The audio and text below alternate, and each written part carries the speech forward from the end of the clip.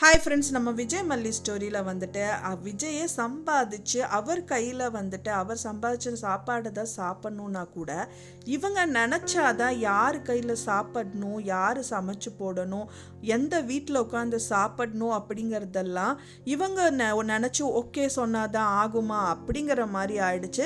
இதுக்கப்புறமும் வந்துட்டு நம்ம சும்மா இருந்தால் நல்லா இருக்காது அப்படிங்கிற மாதிரி தான் ஆக்ஷன்ஸ் ஏதாவது அதிரடியாக எடுத்தால் அந்த சீரியலில் சூப்பராக இருக்கும் அப்படின்னே சொல்லலாம். ஏன்னா வந்து பார்த்தீங்கன்னா இப்போ வரைக்குமே விஜய் மல்லி வந்து அந்யூன்யமாக இல்லாத பட்சத்தில் வந்துட்டு இவரும் கூட வந்து தற்காலிகமாக தான் போய் அங்கே உட்காந்துட்டு இருக்காருன்னே சொல்லலாம். ஏன்னா அது கட்டாயத்தில் தான் போயிருக்காரு, வேற வழி இல்லை.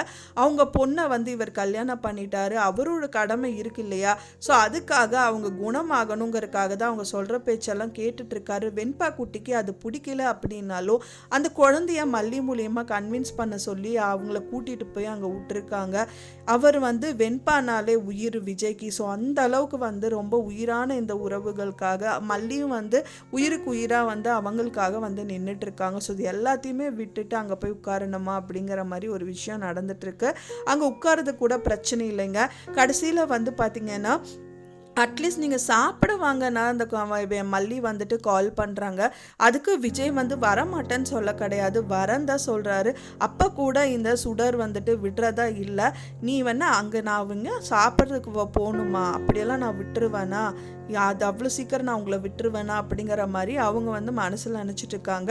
இவங்க ஒரு பைத்தியமாக இருக்காங்க அப்படிங்கிறதுக்காக வேணுனாலே எனக்கு இன்னி கால் வலிக்குது விஜய், நீ இங்கேயே சாப்பிடு, நீ போகாதன்னு சொல்லிட்டு அடம் பிடிக்கிறதுக்கு நிறையவே சான்சஸ் நிறையவே இருக்குது. ஏன்னா வந்துட்டு அவங்க ஒரு பைத்தியம் அப்படிங்கிறதுனால இன்னும் வேணும்னால ஏதேதோ ஒரு விஷயங்கள் கையில் கீறது, கீழே விழுகிறது, மயக்கம் போட்டு விழுகிறது, இந்த மாதிரி விஷயங்கள் எல்லாமே வந்து அதிரடியாக தான் பண்ணுவாங்க. ஃபைனலாக வந்து இந்த கதிரேஷனும் சரி நிஷாவும் சரி அங்கே இருக்கணும்னு ஒரு பேச்சு தான் சொன்னாங்களே தவிர அது ஸ்ட்ராங் பண்ணுறது என்னமோ இந்த சுடர் தான் அப்படின்னே சொல்லலாம். ஏன்னா வந்து பார்த்தீங்கன்னா பைத்தியமாக தான் இருக்காங்க, ஒன்றுமே பேசலை, ஆனாலும் ஆக்ஷனில் எல்லாமே பண்ணிட்டு இருக்காங்க. ஸோ இதெல்லாமே தடுக்கணும் அப்படின்னா வந்து மல்லி கையில் மட்டும்தான் இருக்குது.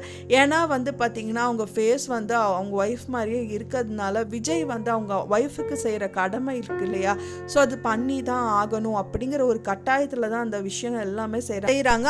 ஆனாலும் இந்த சுடர் வந்து பார்த்தீங்கன்னா அவங்களுக்கு சாதகமாக ஆக்கிட்டு நிறையவே வந்து பண்ணிகிட்டே இருக்காங்க.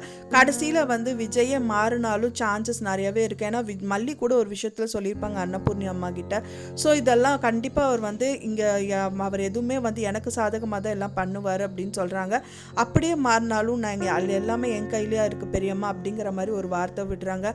ஏன்னா வந்து உரிமை ஃபஸ்ட்டு உரிமை அப்படிங்கிறது வந்து ரேணுகா தான். ஸோ அதனால வந்து சேஞ்ச் ஆகிறதுக்கு நிறையவே பாசிபிலிட்டி இருக்குது, சுச்சுவேஷனும் அந்த மாதிரி தான் இருக்குது. ஸோ அதுக்குள்ளேயே அவங்க வந்து சுடர் தான் அப்படிங்கிறது இது ஹைலைட்டாக கண்டுபிடிக்கணும்.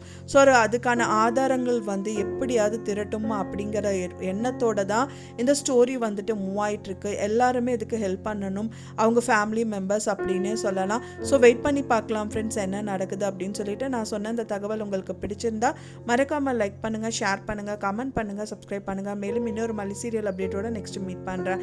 தேங்க்ஸ் ஃபார் வாட்சிங் மை டியர் ஃப்ரெண்ட்ஸ். நெக்ஸ்ட் வீடியோவில் பார்க்கலாம்.